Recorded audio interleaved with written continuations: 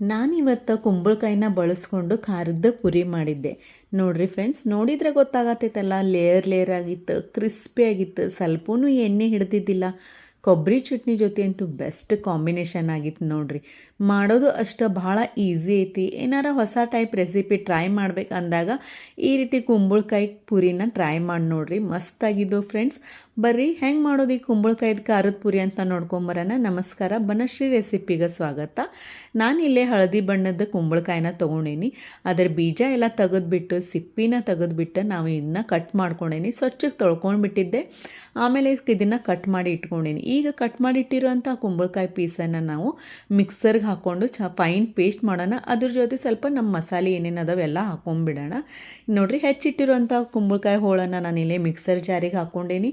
ಅದ್ರ ಜೊತೆ ನಾನಿಲ್ಲೇ ಹಸಿಮೆಣ್ಸಿನ್ಕಾಯಿ ಮತ್ತು ಶುಂಠಿ ಹಾಕ್ಕೊಂಡೀನಿ. ಹಸಿಮೆಣ್ಸಿನ್ಕಾಯಿನ ಸ್ವಲ್ಪ ಜಾಸ್ತಿ ಹಾಕಿದ್ದೆ, ಯಾಕಂದ್ರೆ ಕುಂಬಳಕಾಯಿ ಸ್ವಲ್ಪ ಸಿಹಿ ಇತ್ತು.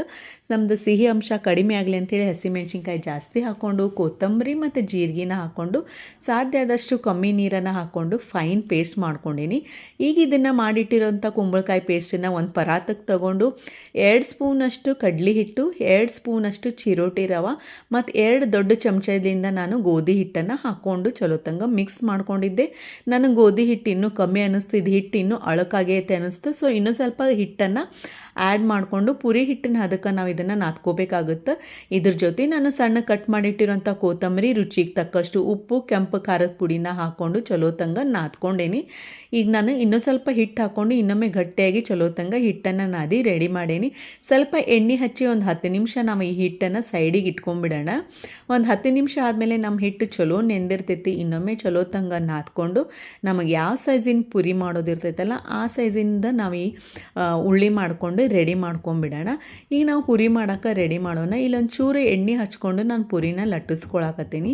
ಪುರಿ ಲಟ್ಸುವಾಗ ನಾನು ಒಂದು ಸಣ್ಣ ತಪ್ಪು ಏನು ಮಾಡಿದೆ ಅಂತಂದರೆ, ನಾನು ಫುಲ್ ಪುರಿ ಲಟ್ಸೋದು ಆದಮೇಲೆ ಬಿಳೆ ಎಳ್ಳನ್ನು ಹಚ್ಚಿದೆ. ನಾವು ಮೊದಲನೇ ಬಿಳೆ ಎಳ್ಳನ್ನು ಹಚ್ಚಿ ಪುರಿ ಲಟ್ಸಿದ್ರೆ ಅವು ಎಣ್ಣೆ ಒಳಗೆ ಬಿಟ್ಕೋತಿರ್ಲಿಲ್ಲ. ನಾನು ಪುರಿ ನನ್ನ ಲಾಸ್ಟ್ ಮೂಮೆಂಟಿಗೆ ಎಳ್ಳು ಹಚ್ಚಿದ್ನಲ್ಲ, ಸೊ ನಮ್ಮ ಎಣ್ಣೆ ಒಳಗೆ ಹಾಕಿದ ಕೂಡ ಎಳ್ಳು ಬಿಟ್ಕೊಂಡ್ಬಿಡ್ತು. ಸೊ ನೀವು ಹಂಗೆ ಮಾಡಬೇಡ್ರಿ. ಸ್ಟಾರ್ಟಿಂಗನ್ನು ಬಿಳೆ ಎಳ್ಳನ್ನು ಹಚ್ಕೊಂಡು ಪುರಿನ ಚಲೋ ತಂಗ ಲಟ್ಟಿಸ್ಕೊಂಬಿಡ್ರಿ. ನೋಡಿರಿ, ನಾನು ಲಾಸ್ಟ್ ಮೂಮೆಂಟಿಗೆ ಹಚ್ಚಿದೆ, ಸೊ ಎಣ್ಣೆ ಒಳಗೆ ಸ್ವಲ್ಪ ಬಿಟ್ಕೊಂಡ್ಬಿಟ್ಟಿತ್ತು. ಇದೇ ರೀತಿ ನಾನು ಈ ಚಲೋ ತಂಗ ಎಲ್ಲ ಪುರಿನೂ ಲಟ್ಟಿಸ್ಕೊಂಡೇನಿ. ಅಲ್ಲಿ ಎಣ್ಣೆನೂ ಕಾಯಕ್ಕಿಟ್ಟೇನಿ. ಬಿಸಿ ಬಿಸಿ ಎಣ್ಣೆ ಒಳಗೆ ಈ ಪುರಿನ ಹಾಕ್ಕೊಂಡು 2 ಸೈಡ್ ಕೆಂಪುಗಾಗೋವರೆಗೂ ನಾವು ಕರೆದ್ಬಿಟ್ರೆ ನಮ್ಮದು ಟೇಸ್ಟಿ ಮತ್ತು ಕ್ರಿಸ್ಪಿಯಾಗಿರೋ ಕುಂಬಳಕಾಯಿ ಖಾರದ ಪುರಿ ರೆಡಿ ಆಗೈತಿ ನೋಡಿರಿ ಫ್ರೆಂಡ್ಸ್. ನೀವು ಟ್ರೈ ಮಾಡಿ ನೋಡಿರಿ, ಟೇಸ್ಟ್ ಹೆಂಗಿತ್ತಂತ ನನಗೂ ತಿಳಿಸ್ರಿ. ನನ್ನ ಎಲ್ಲ ವಿಡಿಯೋ ನೋಡಿದ್ದಕ್ಕೆ ನಿಮ್ಗೆಲ್ಲರಿಗೂ ಥ್ಯಾಂಕ್ ಯು. ಫಾಲೋ ಮತ್ತು ಸಬ್ಸ್ಕ್ರೈಬ್ ಮಾಡಿರಿ. ಬಾಯ್.